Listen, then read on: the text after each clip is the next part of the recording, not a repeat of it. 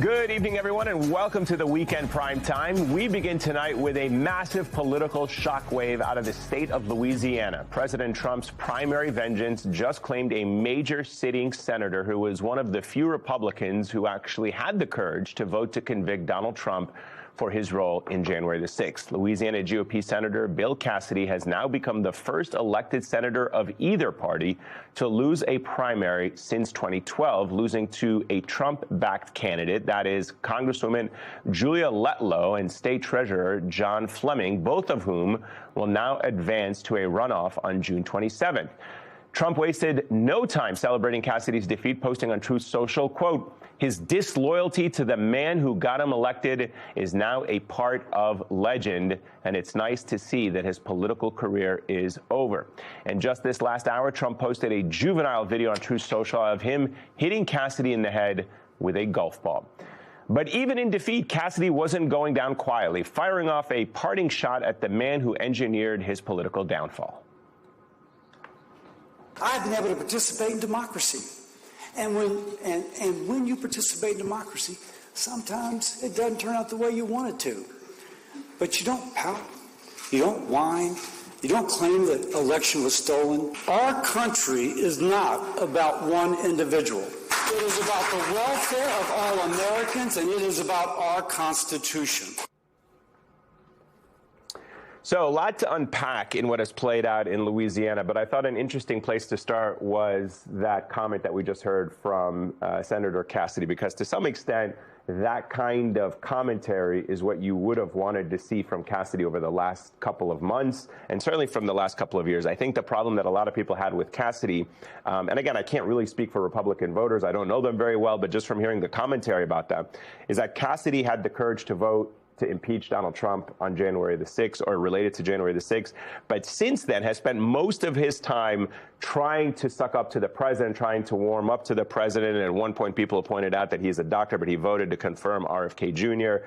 And so when the president smelt that there was a little bit of blood in the water around Cassidy and he was being disloyal to him, even though he was trying to kind of suck up to him, the president went for the kill. And I think there's a lot to unpack in terms of how much political power Trump still has in all this. And as I said, the bigger test might be with Massie in Kentucky. But no doubt this is a huge win for President Trump to show that he still has political power within the Republican base. Well, it wasn't that surprising of an outcome that Cassidy didn't make it through this primary. He had been polling in third place for a while. What I am watching is Thomas Massie and what's going to happen in Kentucky, because it really is like the tale of two politicians. You have Cassidy, who did the right thing when it came to January 6th and willing to, vote for Trump's impeachment, but then from there tried to recover and get back into his graces, but never could do it. And he wasn't very authentic about doing it either. He's a doctor. Everyone knew that he did not trust RFK Jr. to be at the head of HHS. Then you have Thomas Massie, who actually has voted with Trump around 90% of the time, but he's been willing to go against him and buck the party on things like the Epstein files. He voted against the big, beautiful bill because of the deficit. He is against the war in Iran. And Trump cannot get the public nature of Thomas Massie's defection out of his head. And now it is the most expensive congressional race in the history of this country. I think one of the things that separates Massie and Cassidy, though, and I'll be interested to see, of course, what unfolds in Kentucky connected to this, is just that Massie has a very particular brand himself as a politician. And as you said, he votes the vast majority of the time with the president, but he also is known as being very outspoken on a number of issues. Of course, the Epstein files and supporting the survivors has been so key to all of that. And so I think in a way he has some goodwill, whether it's within voters, among voters within his own state, or it's outside of his state as well now, as he's taken on a more sort of national stature that Cassidy just never really had. Like, Cassidy didn't have the same political juice to spend. And so when he stepped out of line, then kind of tried to dance back in the lines. And then, as you said, he goes forward and he makes this decision to, despite the fact that he is a doctor who knows better, who understands the value of vaccines, to approve and vote for RFK Jr. He honestly just sends very confusing signals. Like, as a politician, it was very unclear to me as an observer, and I imagine it's probably unclear to people at home, like, what do you stand for? And I think we talk about this in politics across the board. We've talked about this about Democrats a lot of the time, the need for people to be able to associate you with a brand and what you stand for and kind of like boil down to 2-3 things you believe.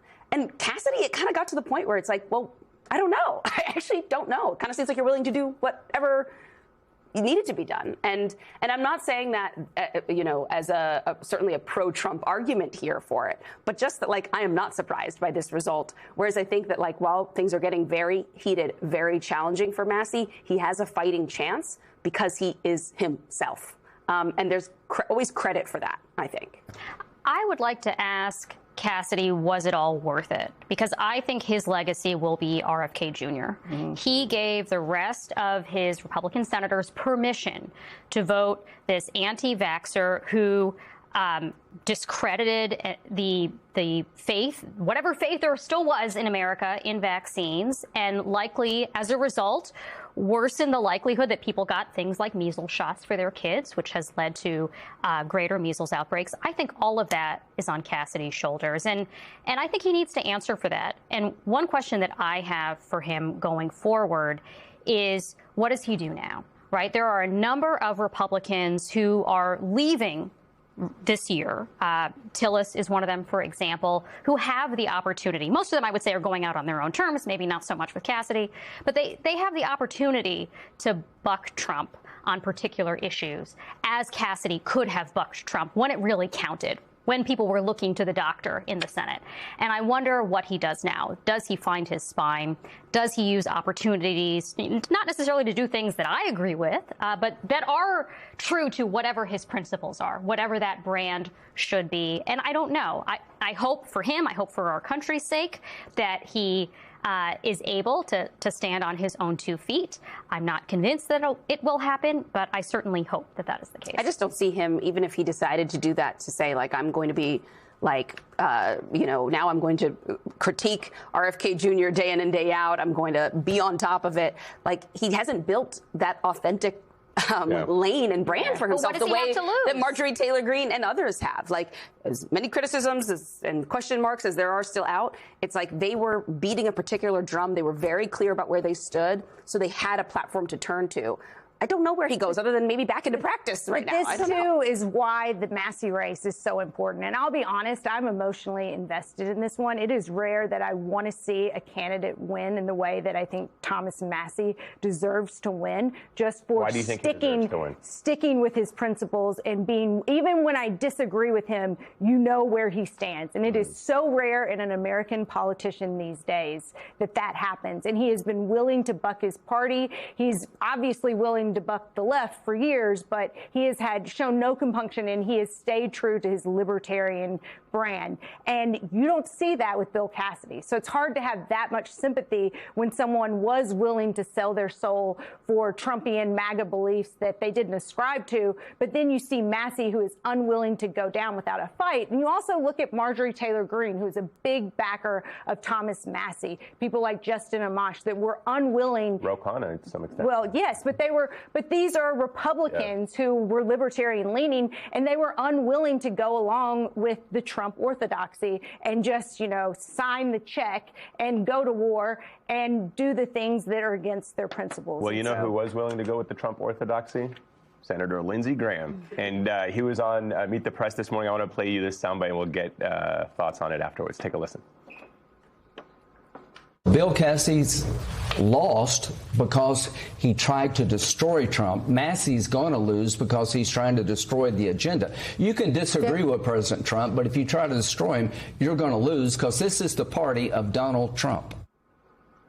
What does Donald Trump have on Lindsey Graham? What makes him say that? Not just Lindsey Graham, the whole part. I mean, in a way, Lindsey Graham is not lying there. He's not lying. Lindsey, he got his war in Iran finally. He has Trump bombing different countries that he wants to bomb when Trump had run against no new wars. Someone like Massie is trying to call him to account for that. And you have Lindsey Graham who's jumping for joy and is like, let's go capture Carg Island. And we could do Iwo Jima. I think we should not let it slide that Lindsey Lindsey Graham is implicitly saying that any effort to disagree with Trump is an effort to destroy Trump. Yeah. That there is nothing between that black and white. Either you are 100% pro-Trump and everything he stands for, or you are an enemy who is trying to destroy him. That's why I was pointing that out, because this is the party of Donald Trump. It doesn't say this is what Americans want, this is what, you know what I mean? He's saying this is the party of Donald Trump. And I think this is the part I think we probably still have to grapple with, is that Donald Trump has an incredible power hold on the party. What other politician could command the opponent to Cassidy and Tom Massie? And I think we have this: the money spent on GOP races against Cassidy and Massie, $18.6 million against Representative Tom Massie, $11.3 million against Senator Bill Cassidy. That is a lot of money that Donald Trump was able to deploy. It may not be his money, but his allies deployed it on his behalf because he commanded them to do that.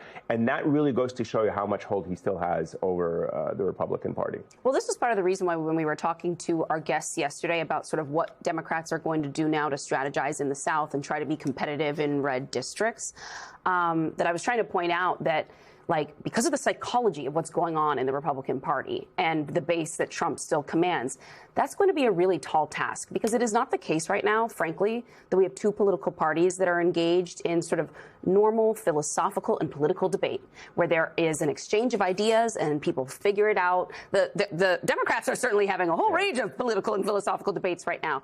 But right now in the Republican Party, it's you're with Trump, you're not with Trump. We like you, we don't like you. You go with whatever he says the agenda is right now. A few days ago, it might have been no more Forever Wars, but when I say it's Forever Wars, now you like it, and you promise to like it. And that means then that if you are a libertarian or you are a person who has like particular beliefs that you came up with and you sold your constituents and the people you work for on, you're in a really, really, really tough position. Can I also just say what Thomas Massie has gotten this cycle that he hasn't deserved? He's a widower, and Trump has attacked him for getting remarried, for having a life, for moving on. Laura Loomer has been tweeting the most vile attacks against him because she dislikes, like, the we know President Trump has never remarried before. Yes, exactly, or does anything that's untoward. But the vitriol and the nastiness of the ads using language like throuples and ads against Thomas Massie, that the establishment, because this is the establishment, this is the MAGA establishment, and going up against Thomas Massie, and we'll see if the MAGA elites prevail or if the grassroots voters in Kentucky are still. I also wonder, like, how strategic any of this actually is, besides the fact that some of it is morally repulsive. The Republican Party is now putting in place candidates who are more closely associated with Trump at a time when Donald Trump's approval ratings are in the toilet, right? Like, they are beyond bad. In addition to that, they're spending tons of money, as you point out, fighting their own people, money that they could have deployed in the general. They could have kept their powder dry.